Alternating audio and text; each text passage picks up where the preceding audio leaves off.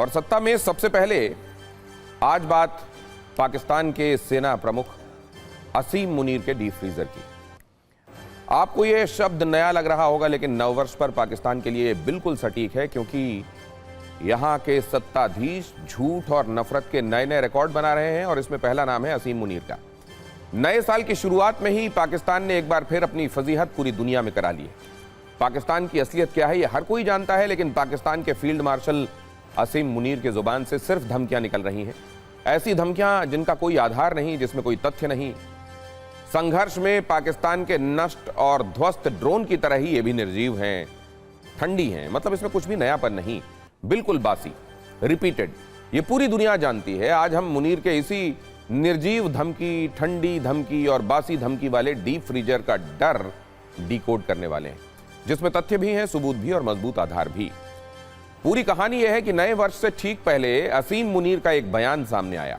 यह बयान आधिकारिक रूप से पाकिस्तान सेना की तरफ से जारी किया गया। मुनीर ने रावलपिंडी स्थित जनरल हेडक्वार्टर्स में नफरती भाषण दिया था। बलूचिस्तान पर आयोजित 18वीं राष्ट्रीय कार्यशाला के प्रतिभागियों से बातचीत के दौरान जुबानी फायरिंग की गई। मुनीरी जुबानी फायरिंग कैसे फेल हो गई, आप पाकिस्तान के सच के साथ समझिए, तभी मुनीर के डीप फ्रीजर वाले डर को आप समझ पाएंगे। आपको हम मुनीर के एक एक शब्द सामने रखकर बता रहे हैं, जिसमें हार का डर है, दर्द भी और आने वाले दिनों की दहशत भी। मुनीर ने ऑपरेशन सिंदूर का जिक्र करते हुए कहा कि भारत को ठोस और निर्णायक जवाब देंगे। असलियत क्या है? जो पाकिस्तान BLA, TTP, अफगानिस्तान को जवाब नहीं दे पा रहा, जो पाकिस्तान हर फ्रंट पर हार झेल रहा है, वो भारत को जवाब देगा। दूसरी बात, मुनीर ने कहा कि पाकिस्तान किसी भी हद तक जा सकता है। ऑपरेशन सिंदूर में दुनिया ने देखा पाकिस्तान की हद क्या है, पाकिस्तान की शक्ति क्या है, यह दुनिया ने वाकई देखा। कैसे पाकिस्तान सिर्फ परमाणु परमाणु चिल्लाता रहा और भारत पाकिस्तान में घुसकर ब्रह्मोस स्ट्राइक करता रहा। इसके अलावा पाकिस्तान के जवान लगातार मारे जाते रहे। यह बात दुनिया ने देखी है। मुनीर ने कहा कि पाकिस्तान की संप्रभुता की रक्षा होगी। जो पाकिस्तान अपने सैन्य ठिकानों की रक्षा नहीं कर पाया, अपने एयरबेस को नहीं बचा पाया, अपने आतंकियों को नहीं बचा पाया, वो पाकिस्तान की संप्रभुता की चिंता कर रहे हैं। वैसे भी मुनीर को सिर्फ अपनी शक्ति और सत्ता की चिंता है। ये बात भी पाकिस्तान तक में सब जान चुके हैं। मुनीर ने यह भी कहा है कि वो पाकिस्तान की क्षेत्रीय अखंडता की रक्षा करेंगे, इससे समझौता नहीं करेंगे। पाकिस्तान के कैसे अंदर मुनीर लॉ चल रहा है। पूरे पाकिस्तान में एक ही लॉ है इस समय, मुनीर लॉ। यह पाकिस्तान के लोगों को बखूबी एहसास है। पिछले कई दिनों से दुनिया इसको देख रही है। वहां गृह युद्ध जैसे हालात हैं, विरोध करने वालों पर अत्याचार हो रहा है, हक मांगने वालों की हत्या की जा रही है। मुनीर क्षेत्रीय शांति की बात कर रहे हैं, जबकि बड़ा सच यह है कि पाकिस्तान में सत्ता का विरोध करने पर गोली मार दी जाती है। इमरान खान के समर्थकों के साथ क्या हुआ और क्या हो रहा है, यह किसी से छिपा हुआ नहीं है। मुनीर ने यह भी बताया कि उनका फोकस पाकिस्तान में स्थिरता पर है, लेकिन बलूचिस्तान, सिंध और POK में क्या हो रहा है, वहां से आई तस्वीरें हर दिन बयान करती हैं। लगातार शहबाज और मुनीर का नाम लेकर आम लोग प्रदर्शन करते हैं। पोस्टर, बैनर्स के साथ शहबाज की सत्ता को उखाड़ फेंकने की मांग की जाती। पहली बार मुनीर ने भारत के खिलाफ बयानबाजी, धमकीबाजी नहीं की है, इसलिए उनके लिए नए शब्दों का जिक्र किया गया है, बासी, निर्जीव और ठंडी धमकियां। इसका सबूत भी हम आपको दिखाते हैं। पहले भी कैसे मुनीर इस तरह की धमकी देते रहे हैं, आप खुद देख लीजिए। ऐसा लगता है कि स्क्रिप्ट है जिसमें थोड़ा हेरफेर के साथ उसको पढ़ देते हैं। सामान्य रूप से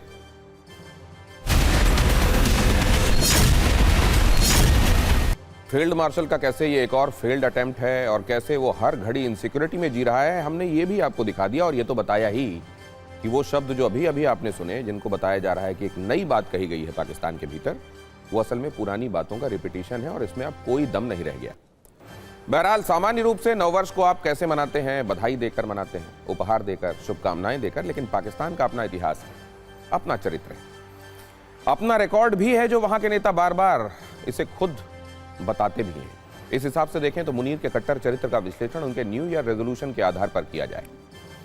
मुनीर की चाहत है कि सत्ता की संपूर्ण शक्ति उनके हाथ में हो, आवाम की आवाज सदा के लिए बंद हो जाए, लोकतंत्र को गणतंत्र में तब्दील कर दिया जाए, कश्मीर पर नफरत का जमकर प्रचार हो, आतंकवाद फैलाया जाए, आतंकियों को संरक्षण दिया जाए। जब किसी देश के शक्तिशाली नेता के संकल्प ऐसे हों, रेजोल्यूशंस ऐसे हों, प्रण ऐसे हों, तो आप उससे उम्मीद भी क्या कर सकते हैं। पाकिस्तान के आतंक चरित्र को अगली खबर से आप और अच्छे से भांप पाएंगे। घोषित आतंकी हाफिज सईद पाकिस्तान में रह रहा है, वहां रैली कर रहा है, वहां उसे वीआईपी ट्रीटमेंट मिल रहा है, ये सब जानते हैं, अब इसमें कुछ भी नया नहीं। लेकिन खबर यह है कि हाफिज सईद का चेला भी अब मिशन कश्मीर का जिक्र कर रहा है, कश्मीर के नाम पर नफरती भाषण दे रहा है। ऑपरेशन सिंदूर से तिलमिलाए लश्कर तैयबा के डेप्यूटी चीफ सैफुल्लाह कसूरी ने कश्मीर में जिहाद जारी रखने की कसम खाई है। सवाल यही है कि क्या संप्रभुता, सुरक्षा और सद्भाव का ज्ञान देने वाले शहबाज और मुनीर को यह नजर नहीं आता? लाहौर से कैसे हाफिज का आतंकी खुलेआम धमकियां दे रहा है, यह देखिए जरा। लाहौर में लश्कर का एक कार्यक्रम आयोजित किया गया था। इस कार्यक्रम में लश्कर के शीर्ष नेताओं ने भारत को धमकियां दी। सैफुल्लाह कसूरी ने अपने कैडर को संबोधित किया, कहा कि ऑपरेशन सिंदूर में भारत ने बड़ी गलती कर दी है, लश्कर के आतंकी ठिकानों को निशाना बनाया है। हालांकि यहां पर यह कबूलनामा ज्यादा लग रहा है। खैर, कसूरी ने यह भी कहा है कि धमकियों से हम डरने वाले नहीं हैं, कश्मीर में जिहाद जारी रहेगा। चिल्लाते हुए आवाज फटा बांस हो जा रही है, लेकिन कसूरी को इसकी तनख्वाह मिलती होगी, इसलिए कोशिश जारी रखे हुए है। सत्ता में अब विरोध वाली उन चिंगारियों की बात जो बॉलीवुड अभिनेता शाहरुख खान के खिलाफ भारत में भड़की हुई है, बस इसमें तर्कों की मात्रा कम है और नफरत की मात्रा ज्यादा है। वैसे तो यह गुस्सा अभिनेता शाहरुख खान पर नहीं बल्कि इंडियन प्रीमियर लीग की टीम कोलकाता नाइट राइडर्स के मालिक शाहरुख खान के खिलाफ है, और इस गुस्से में बांग्लादेश वाला एंगल है, जहां से आए दिन हिंदुओं की हत्या की खबरें आ रही। शाहरुख खान पर जुबानी तीर चलाने वाले एक नहीं बल्कि दो किरदार हैं। पहले हैं बीजेपी के नेता संगीत सोम, जो राजनीतिक रूप से हाशिए पर चल रहे हैं। ऐसा लगता है पिछले विधानसभा चुनाव में पराजित होने के बाद वो राजनीतिक रूप से कोमा में थे और अब शायद वो मौका ढूंढ रहे हैं, किसी बहाने से सही उनकी चर्चा शुरू हो जाए। जबकि दूसरे किरदार हैं कथावाचक देवकीनंदन ठाकुर, जिन्होंने शाहरुख खान को चेतावनी वाला प्रवचन सुनाया है। बीजेपी नेता संगीत सोम की राजनीतिक मर्यादा का तो इस कदर ब्रेक फेल हुआ कि उन्होंने शाहरुख खान को देश का गद्दार करार दे दिया। वैसे उनके इस बयान को आप सियासी कोमा से निकलने की छटपटाहट के तौर पर देख सकते हैं। साथ ही कथावाचक देवकीनंदन ठाकुर ने एक कथा के दौरान शाहरुख खान को हिंदू विरोधी बताया है और बड़ी चेतावनी भी दी है। इस गुस्से की वजह है बांग्लादेश का एक खिलाड़ी जिसे शाहरुख की टीम केकेआर ने आईपीएल में खरीदा है। नाम है मुस्तफिजुर रहमान। सबसे पहले संगीत सोम का घृणा से भरा संगीत सुनिए जो उन्होंने शाहरुख खान के खिलाफ छेड़ा है। मेरठ के बीजेपी के नेता संगीत सोम बुधवार को अटल स्मृति सम्मेलन और एसआईआर कार्यशाला में पहुंचे थे। यहीं पर उन्होंने कह दिया कि अभिनेता शाहरुख खान देश के गद्दार हैं, क्योंकि शाहरुख खान की टीम केकेआर ने आईपीएल में बांग्लादेश के क्रिकेटर के लिए बोली लगाई और उसे खरीद लिया। संगीत सोम कहते हैं ये वही बांग्लादेश है जहां हिंदुओं का कत्लेआम हो रहा है। इसीलिए संगीत सोम बांग्लादेश के खिलाफ मुस्तफिजुर रहमान को 9 करोड़ में खरीदे जाने पर गुस्से में है और कह रहे हैं जनता इसे बिल्कुल भी बर्दाश्त नहीं करेगी। वैसे खुलेआम राष्ट्रवाद का सर्टिफिकेट बांटने वाले बीजेपी नेता संगीत सोम को हम याद दिलाना चाहते हैं कि वो जिस पार्टी से आते हैं केंद्र में उसकी ही सरकार है। शाहरुख पर गद्दारी की मोहर लगाने से बेहतर होता संगीत सोम अपनी सरकार से अपील करते कि बांग्लादेशी क्रिकेटर्स पर आईपीएल में खेलने पर औपचारिक तौर पर बैन लगाया जाए। लेकिन शायद संगीत सोम को लगा कि शाहरुख का नाम लेकर ब्रेकिंग न्यूज बनने का इससे बढ़िया मौका भला और क्या होगा। सुनिए उन्होंने क्या कहा। शाहरुख खान जैसे गद्दार आज वहां के रहमान जैसे क्रिकेटरों को 9.5 करोड़ में खरीदने का काम कर रहे हैं। मैं बताना चाहता हूं कि पाकिस्तान खेलने नहीं आ सकता तो बांग्लादेश का खिलाड़ी भारत में कैसे खेलने आ सकता है, मैं पूछना चाहता हूं। कैसे आ सकता है वो रहमान यहां वहां हिंदुओं का कत्लेआम करेंगे। वो शाहरुख खान जैसे गद्दार देश में उन्हें खरीद कर 9.5 करोड़ रुपया देने का काम करेंगे, ये बिल्कुल नहीं चलेगा और भारत की जनता इसे बिल्कुल बर्दाश्त नहीं करेगी। और अब आपको बॉलीवुड एक्टर शाहरुख खान के खिलाफ एक कथावाचक का क्रोध भी दिखाते हैं। इनका नाम है देवकीनंदन ठाकुर, जो शाहरुख खान की टीम केकेआर की तरफ से आईपीएल में बांग्लादेशी क्रिकेटर को खरीदे जाने से बहुत आहत हैं और इसीलिए मथुरा में एक कथा के दौरान देवकीनंदन ठाकुर ने शाहरुख खान और उनकी टीम कोलकाता नाइट राइडर्स के लिए चेतावनियों का प्रवचन शुरू कर दिया। कथावाचक देवकीनंदन ठाकुर ने कहा, बांग्लादेश का एक भी खिलाड़ी भारत में नहीं आना चाहिए था, लेकिन जिस टीम ने उसे खरीदा है वो शाहरुख खान की टीम है। इसके बाद कथावाचक ने भी शाहरुख खान को राष्ट्रवाद का सर्टिफिकेट बांट दिया और कहा कि सुना है उसे ऐसे लोग ही पसंद हैं जो हिंदुओं को दुख दें। इसके साथ उन्होंने शाहरुख को एक चेतावनी भी दी कि बांग्लादेशी खिलाड़ी को फौरन बाहर करो। जिस देश ने आपको हीरो बनाया, स्टार बनाया, सुपरस्टार बनाया, जिस देश ने इतना सामर्थ्य दिया कि तुम एक क्रिकेट टीम, तुम थे क्या? तुम एक सीरियल में काम करते थे, छोटा सा काम, 500,000 रुपए पर डे पे काम करते थे। आज उस देश ने तुम्हें इतना प्यार दिया, और तुमने कोई सिर्फ एक तुम्हारे समुदाय ने नहीं दिया, हिंदू समाज ने भी बहुत ढेर सारा प्यार दिया। उसका फलस्वरूप क्या है? इस देश का ऋण कैसे चुकाओगे? ऐसे चुकाओगे?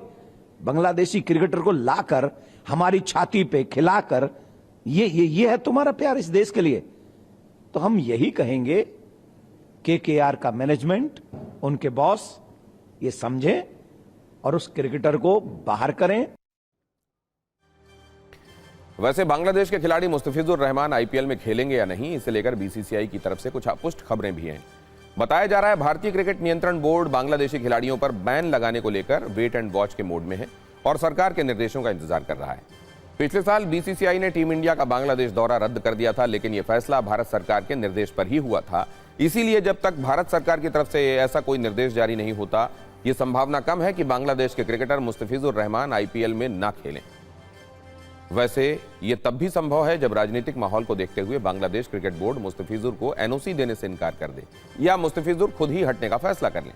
लेकिन लग रहा है कि शाहरुख खान के खिलाफ नफरत की गोलियां चलाने वालों को इन तर्कों से कोई लेना देना है नहीं।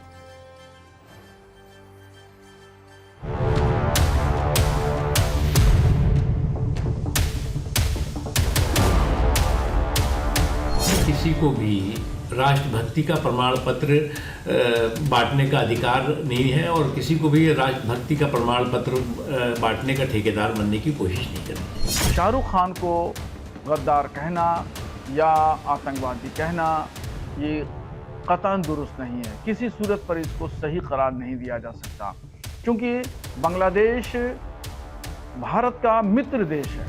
शाहरुख खान को गद्दार कहने से पहले 100 बार भारतीय जनता पार्टी को अपने कुकर्मों को देखना होगा।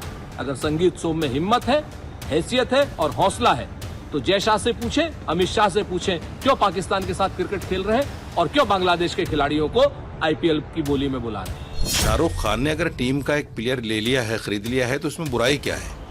जो खेलने वाले बच्चे हैं उनका कोई धर्म से कोई लेना देना थोड़ा ही होता है। वो तो खिलाड़ी होते हैं। जैसे एक्टर होता है, ऐसे खिलाड़ी भी खिलाड़ी होता है। तो इस तरह की बातें करना ये इस्लामोफोबिया है। कहीं ना कहीं जो इस्लाम और मुसलमान की दुश्मनी इनके दिमागों में बैठी हुई है, वो कहीं ना कहीं खुलकर बाहर आ जाती है। संगीत सोम की बातें नफरत के आधार पर बांटने वाली, इसलिए उनके नफरती विरोध से आगे बढ़ते हैं और देश को एक सूत्र में बांधने वाले संदेश की बात करते हैं, जो संघ प्रमुख मोहन भागवत की बातों में छिपी हुई। मोहन भागवत छत्तीसगढ़ के दौरे पर थे। यहां उन्होंने भाषा के आधार पर हो रहे बंटवारे पर चिंता जताई है। उन्होंने लोगों से कहा कि देश में कई भाषाएं बोली जाती हैं, कोशिश होना चाहिए कि मातृभाषा के अलावा दूसरी भाषा भी सीखी जाए। उन्होंने ये भी कहा कि सारी भाषाएं भारत की अपनी राष्ट्रभाषाएं, उनका मूल एक है, उनमें शब्द अलग अलग हो सकते हैं। अपने आधे घंटे के संबोधन में मोहन भागवत ने लोगों से भेदभाव छोड़ने और सबको अपनाने की सलाह दी। मोहन भागवत अपनी बातों के जरिए लोगों को जोड़ रहे थे, लेकिन विपक्षी दलों को उनकी इन बातों में भी कमियां ही दिखाई दी। पहले देखिए कि मोहन भागवत ने क्या कहा और फिर आपको राजनीतिक दलों की प्रतिक्रियाएं भी दिखाएंगे।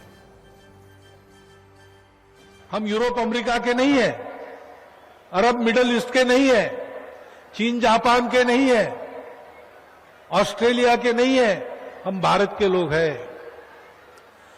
तो हमको कम से कम अपने घर के चौखट के अंदर भाषा अपनी बोलनी चाहिए। मेरी मातृभाषा में मैं बोलूंगा। अपने देश में अनेक भाषाएं हैं, सबको समझ में आए इसलिए कोई एक व्यवहार भाषा चाहिए, वो भी मैं सीख लूंगा।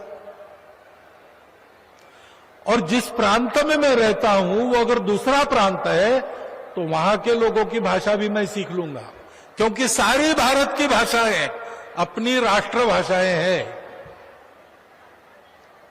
उनका मूल एक है, उनके शब्द अलग अलग है, उनमें भाव एक है।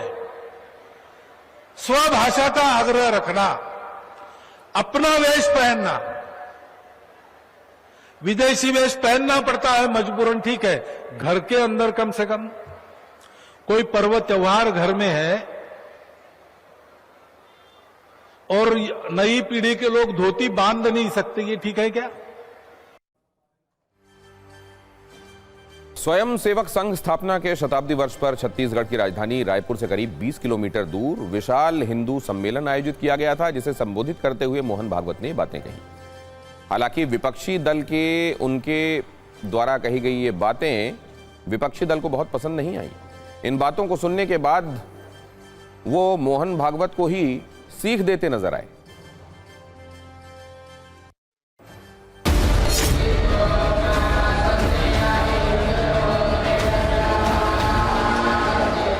देखिए, भारत हिंदुओं की देश है, ये कहते हैं।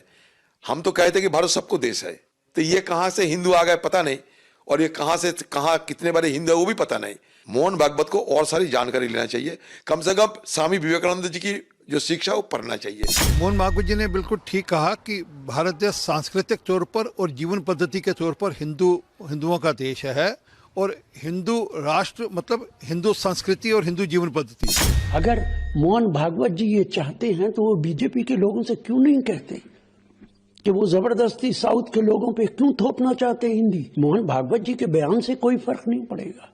उन्हें अपने कैडर को, बीजेपी के नेताओं को समझाना पड़ेगा। भाषा के प्रति मातृत्व की भावना जो है वो राष्ट्र की भावना है, देश की भावना है, और मातृभाषा के प्रति मातृत्व की भावना जो है वो उसको जो है सम्मान भी होना चाहिए, उसको जो है वो बढ़ावा भी दिया जाना चाहिए। लैंग्वेज लोगों को डिवाइड नहीं करती है, जोड़ती है, और एक प्रायोरिटी है कम्युनिकेशन को लेके।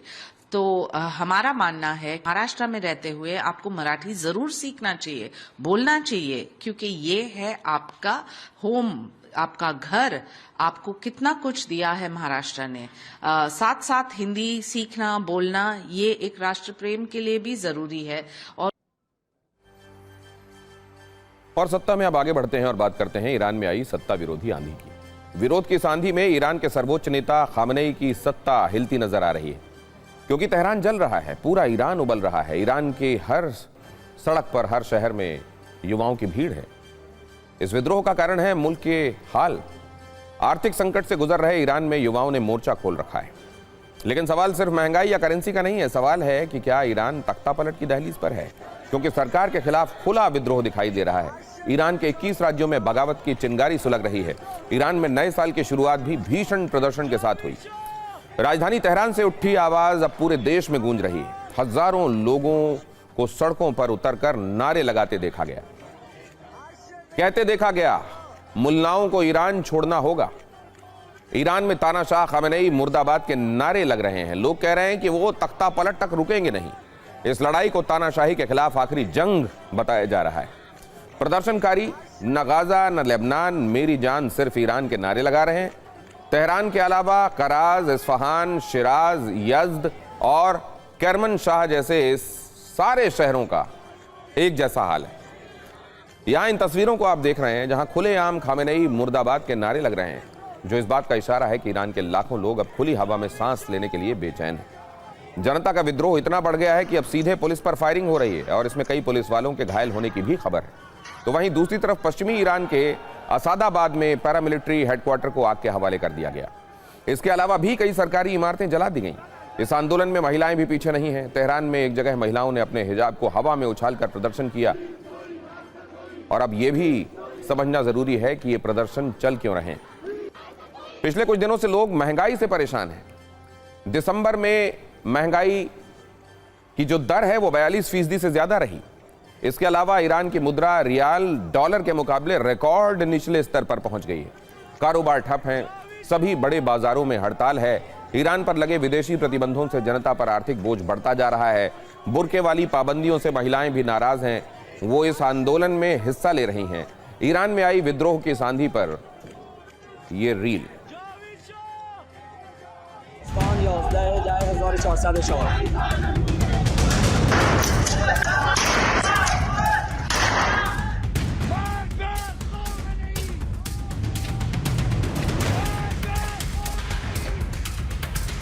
सवाल यह कि क्या ईरान में इस प्रदर्शन के पीछे इजराइल और अमेरिका हैं? 3 दिन पहले ही ट्रंप नेतन्याहू ने ईरान को धमकी दी थी। नेतन्याहू ने कहा था ईरान को बर्बाद करेंगे। इसीलिए इन प्रदर्शनों को इजराइल और अमेरिका से भी जोड़कर देखा जा रहा है। यह किसी से छिपा नहीं है कि नेतन्याहू खामेनेई को सत्ता से हटाना चाहते हैं। वो कई ईरानी कई बार ईरानी जनता से विद्रोह की अपील भी कर चुके हैं। ट्रंप भी ईरान में सत्ता परिवर्तन के समर्थक हैं। तो क्या अब 1979 के इस्लामिक रेवोल्यूशन से पहले वाले ईरान की कल्पना की जा सकती है? ये 1979 से पहले का ईरान है, तस्वीरों में आप देख रहे हैं। तब महिलाएं जीन्स पहनती थीं, तब पुलिस हिजाब नापने में व्यस्त नहीं होती थी, कॉन्सर्ट्स होते थे, फिल्में बना करती थीं। तेहरान की सड़कों पर, कैफे में, आर्ट गैलरीज और यूनिवर्सिटी कैंपस में महिलाएं खुलेआम बगैर सिर ढके घूमती थीं। 1979 की क्रांति आज़ादी के नाम पर आई थी, लेकिन आज ईरान की नई पीढ़ी पूछ रही है कि अगर यही आज़ादी है तो गुलामी किसका नाम है?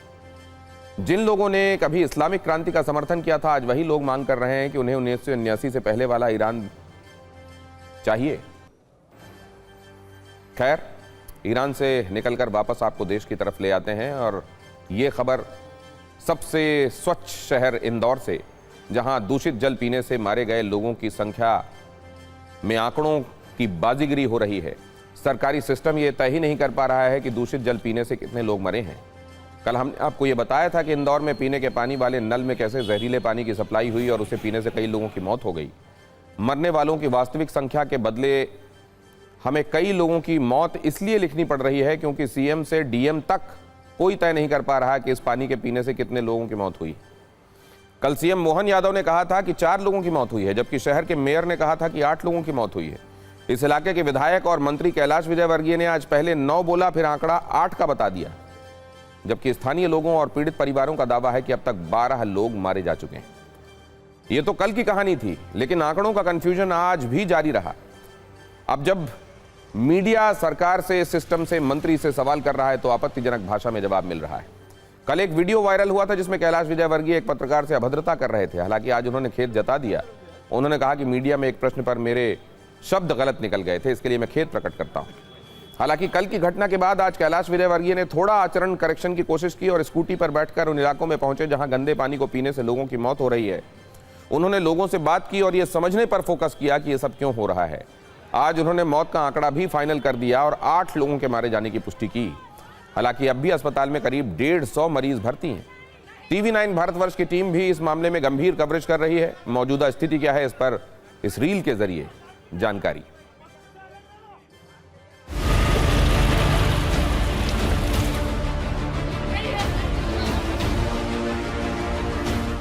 अभी स्थिति काफ़ी कंट्रोल है और पेशेंट आने की संख्या एकदम कम हुई है। लगभग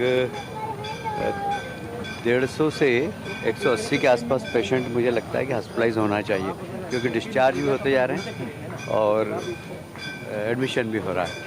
इसलिए एकदम एग्जैक्ट फिगर मेरे पास तो नहीं है, पर हाँ 150 से 200 के बीच में फिगर होना चाहिए। मौत क्या गंभीर रूप से कोई भी अभी ऐसा डेंजर जोन में कोई भी नहीं है। हमारी बात हुई है सैनिक लाइन और नर्मदा की लाइन एक साथ ही जाके जुड़ रही है, और जब भी पानी आता है तो इतना गंदा पानी आता है कि बदबू आती है, वो पानी पी नहीं सकते हम। तो मेरी मम्मी बीमार है ना, सब लोग हॉस्पिटल में, छोटे छोटे बच्चे बीमार हो रहे हैं, मेरा वो बीमार हो गया है। हमारी सासू जी 10 बजे रात को आईसीयू में भर्ती करा है। अब ये तस्वीर आप देख लीजिए, TV9 आपको एक एक चीज बड़ी बारीकी से बता रहा है। ये पुलिस चौकी है भागीरथपुरा की, ये बाथरूम है, यहाँ पर शौचालय है और यहीं का जो गंदगी पानी था उसका रिसाव हो रहा था, वो भी लीकेज था।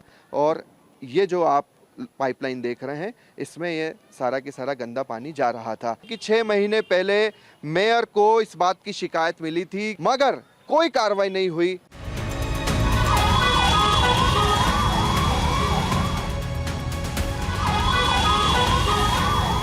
इंदौर को उन्होंने पानी में जहर दिया। हमारे अपने मुख्यमंत्री ये बोलते हैं कि 4 मौतें हुई, मतलब मौतों को छुपाना क्या एक मुख्यमंत्री का दायित्व ये था? आप क्यों नहीं पनिशमेंट देना चाहते उन अधिकारियों को जिनके कारण उन पर मुकदमा दर्ज करो, हत्या, गैर इरादतन हत्या का। ये शहर तो वो है इंदौर जहाँ पर कई बार अवार्ड मिला है वहाँ की म्युनिसिपल कॉर्पोरेशन को, और वहाँ ड्रिंकिंग वाटर की ये स्थिति हो कि जिन्होंने पिया उसकी जान चली गई हो और कई लोग बीमार हैं। और जब इस सवाल भारतीय जनता पार्टी से किया गया तो भारतीय जनता पार्टी के लोग जवाब न दे करके किस तरह का व्यवहार कर रहे हैं। इस खबर के एक नहीं बल्कि दो कड़वे पहलू हैं। एक तरफ नलों से आ रहा गंदा जहरीला पानी है जो सीधे लोगों के शरीर में जहर घोल रहा है, और दूसरी तरफ वो सरकारी सोच है जिसमें आम लोगों की जिंदगी सिर्फ आंकड़ों का मायाजाल है। हैरानी इस बात की नहीं कि ऐसा हो रहा है, हैरानी इस बात की है कि यह सब देश के सबसे स्वच्छ शहर में हो रहा है, उस शहर में जो स्वच्छता के नाम पर चमचमाती ट्रॉफियां लेता है। दफ्तरों में स्वच्छता की रैंकिंग वाली ट्रॉफियां सजती हैं, लेकिन नल से निकलने वाला पानी बता रहा है कि ये ट्रॉफी कितनी असली है। सवाल उठता है कि क्या सफाई का मतलब सिर्फ कूड़ा उठाना या लोगों को जहरीले पानी से बचाना भी उसमें शामिल होना चाहिए। विडंबना यह है कि शहर साफ है लेकिन व्यवस्था और उसकी सोच सड़ चुकी है। यहां इंसान नहीं नंबर मायने रखते हैं, और जब तक जिंदगी को आंकड़ों से तौला जाएगा तब तक जहर सिर्फ पानी में नहीं सिस्टम में भी बढ़ता रहेगा।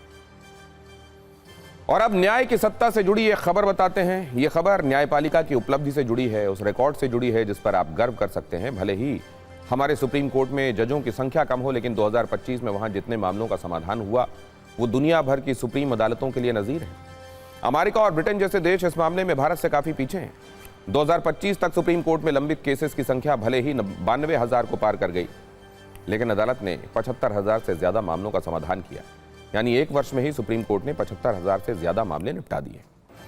अमेरिका जैसे सुपर पावर की तुलना करें अगर भारत से, तो वहां के सुप्रीम कोर्ट में हर साल 5,000 से 7,000 याचिकाएं दाखिल होती हैं, जिनमें सिर्फ 70-80 मामलों में ही बहस हो पाती है। इसी तरह यूके के सर्वोच्च न्यायालय में 200 से कुछ ज्यादा केसेस आए और फैसला सिर्फ 50 मुकदमों में ही हो पाया। इसके ठीक उलट भारतीय सुप्रीम कोर्ट ने 1,400 बड़े फैसले सुनाए और हजारों आदेश देकर मामलों का निपटारा किया। जबकि आबादी के अनुपात में यहां जजेस की संख्या दुनिया में सबसे कम है।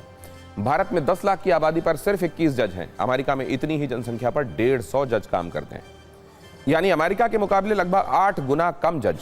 यही स्थिति सुप्रीम कोर्ट की है, जहां चीफ जस्टिस ऑफ इंडिया को मिलाकर कुल जजों की संख्या सिर्फ 34 है। अगर देश की जनसंख्या 140 करोड़ मानकर अंदाजा लगाएं तो 4 करोड़ की आबादी पर सुप्रीम कोर्ट में सिर्फ एक जज है। निष्कर्ष यह है कि विकसित देशों के मुकाबले यहां भले ही जजों की संख्या कम है, लेकिन फिर भी भारतीय सुप्रीम कोर्ट दुनिया भर की न्यायपालिका के लिए मिसाल पेश करने में कामयाब रही है। हूटर का इशारा। आज वर्ष का पहला दिन। एक बार फिर आप सबको नववर्ष की बहुत सारी शुभकामनाएं। सत्ता में आपसे पुनः मुलाकात होगी, तब तक नमस्कार।